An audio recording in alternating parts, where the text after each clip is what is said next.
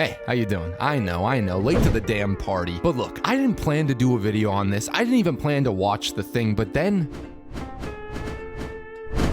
you asked, and it's just another soulless sellout cog in the YouTube machine. I thought, yeah, sure, why not? So I sat down, my only knowledge of the character being the distant nostalgic memories of long ago when I was 8 years old, sitting at the library, binge reading the first volume and desperately searching for volume 2. The library never got a volume 2 and my heart still feels it to this day. The point is, I knew basically nothing. I went in blind, excited but blind. Excited because animation is the perfect place for telling superhero stories. The creator's imagination is the limit. They can draw our dreams, they can create our fantasies, they can make our memories, those still panels, those larger than life pages, move, come alive, breathe. And that's why some of the best adaptations, the best interpretations are served to us animated. Spider-Man, Batman, Superman, hell, the best connected universe of gods, of icons ain't cinematic, it ain't extended, it's animated.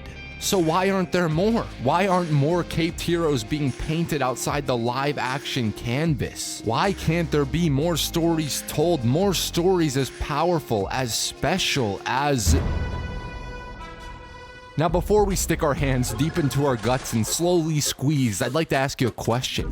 You ever wanted to get into video editing but have no clue where to start? Maybe you want to start making videos, maybe you want some cash freelancing, or maybe you want to edit your second cousin twice removed Timmy's birthday bash. The point is, you want to edit. It speaks to you, and video editing has never been easier with the sponsor of this video, Wondershare Filmora 10. Filmora 10 is perfect for both beginners and experienced editors. They got motion tracking, keyframing, color matching, audio ducking, royalty-free music so you can easily avoid those catastrophic castrating copyright claims and more. I've said it before and I'll say it again, but I'm a big fan of their easy-to-use but magical motion tracking. All you gotta do is set a point, add some text, let it track, and boom, you're done. To try out a free trial of Wondershare Filmora 10, click my link in the description. And after you give it the old try, leave a comment on this video with the hashtag CreateWithFilmora, or post your creations using CreateWithFilmora on Twitter. They'll be selecting one of my followers for a free 1-year license, which will get rid of that pesky but kind of sexy little watermark. What are you waiting for? Continue your editing journey and grow to become an invincible editor with Filmora 10. Thanks, guys. You know, here's something they don't teach you in school. It's kind of hard to talk about why you dig something, why you think that something is special. Truth be told, sometimes I wish I could just be like, hey, I really love this. I think it's real special, and leave it at that. Sometimes you don't have the words to describe exactly why something is working for you, gelling with you, getting to you. Sometimes you got too much to say, a scrambled mess of thoughts and feelings. I mean, I could talk about the loaded cast filled with so much talent that my ears wanted to explode. I will fuck you like a pig. I could talk about the wonderful score by the modern musical superhero king John Paisano. I could talk about how I wanted there to be more style in the animation, in the direction, more expression, more pop within the clearly limited budget. I could talk about how visually fire the few moments of that are, how great and exhilarating I felt when the cage, the elephant, hit just right and the gushy head juices drizzled out so finely.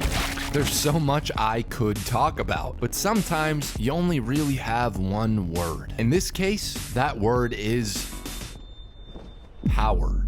The first shot of the entire series is of American power, wealth, guns, a fortress of power, the power that we can achieve, the power that makes us mere mortals feel strong, feel big, feel fucking invincible. But then we see what real power looks like.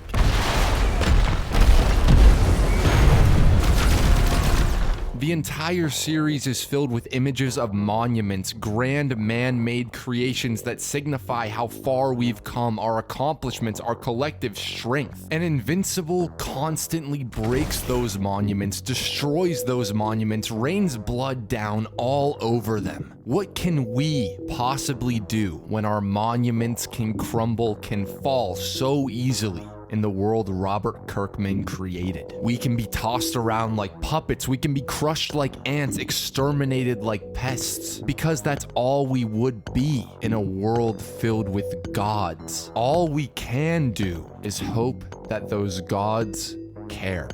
Self-sacrificing, superpowered beings with their hearts in the right place are the only ones who can save us from the monsters. But what happens when one of those beings does not care? What happens when the most powerful god of all turns out to be the devil?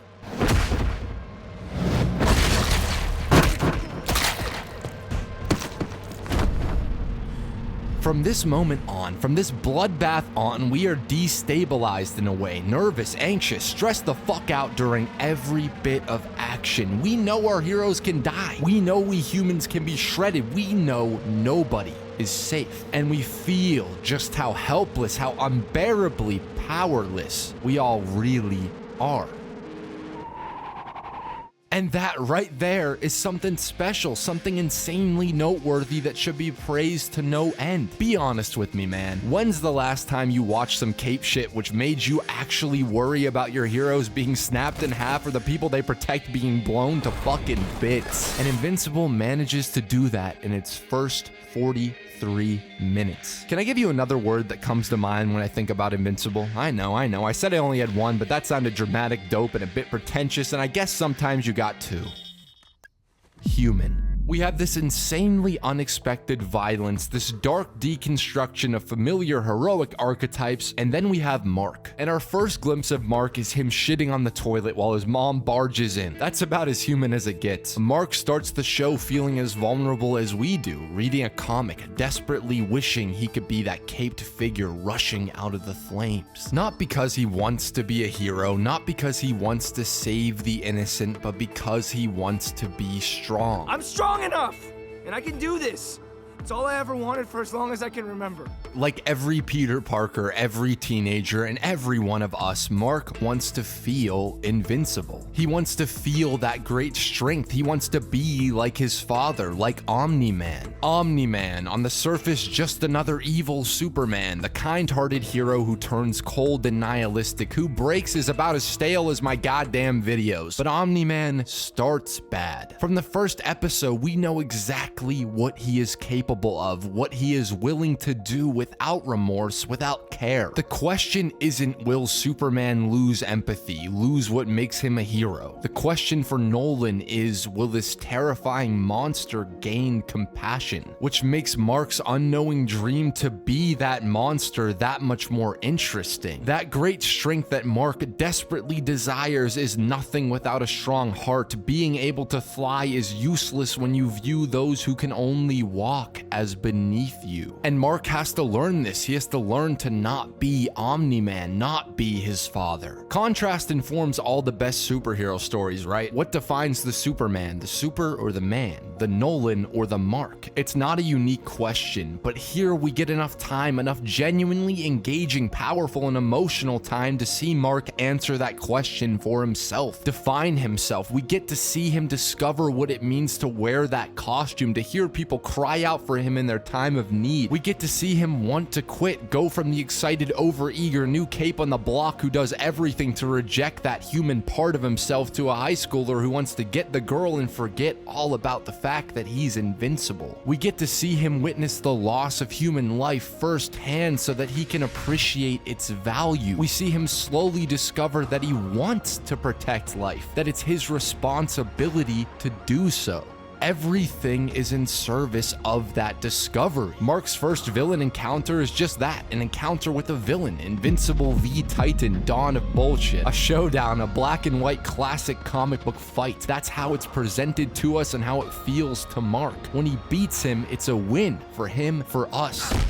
But then Titan comes back 4 episodes later. Titan comes back and teaches Mark that the world isn't black and white, that it isn't just a world defined by hero and villain, that even in this insane world with aliens, robots, and Cape Crusaders, there are still people, real people whose suffering goes unnoticed. Sure, man, just fly away. Forget about everyone else down here. Let me show you what you don't see from up there. Invincible takes what you know without guilt. It shamelessly pulls pages from all the iconic comics, but gives it an air of freedom, injects it with new blood, and breathes an uncensored breath. A breath which allows for characters to feel alive, feel like more than independent Image comic counterparts to the big two. Robot, Eve, Monster Girl, Black Samson, William, Amber, Cecil, Olga, even the smallest of roles feel like human beings, humans you can sit with, clean a house with, share a moment with, empathize with. We get to feel a mother's warmth, a mother's love for her son. We get to feel the force of a dad's fist and the devastating punch of the truth.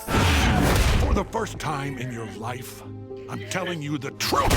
The final fight between Omni-Man and Invincible is unimaginably violent, raw, painful, filled with unimaginable death and destruction. But the raw brutality serves to show us Mark's real power, show us the hero we've gotten to watch him become. He's lost it all. Omni-Man keeps knocking Invincible to the ground, back down to Earth. He uses him, forces him to rip apart humanity in hopes that he loses his. But that only makes Mark want to fight harder, allow him to hear the humanity around him, hear the screams of the innocent, see the burden, feel the responsibility of being a protector. Deeper and deeper into the earth with more and more force, a father forcing his son to see how fragile and meaningless we all are, how insignificant our lives, our hopes really are. These people are meaningless. But that only makes Mark want to protect those lives, the people, his people, with everything he has. I need to save them. No. But he can't win physically. There was no way he was ever going to match his father's physical strength. But maybe he can try to get his dad to feel some compassion, some love. The little piece of humanity Nolan has learned from his wife and his son, the little bit of a father's love inside Omni-Man, You, Dad. I still have you. is what stops him, what sends him flying away, tears streaming from his eyes, unable to look back. I'm gonna be able to fly? Yes, son. You're gonna be able to fly. But Mark never needed to learn how to fly. He needed to find what gives him strength and what part of himself that strength comes from. That humanity, that endless perseverance, the hope that hurts, that hope when all seems hopeless, the ability to stand back up in the face of endless devastation and loss. That's his true power. That's his greatest strength. And it's ours. Our monuments are nothing. Our heroes mean nothing without the vulnerable individuals that give them power. A mask means nothing without the man underneath. And that is what really makes Mark, what makes us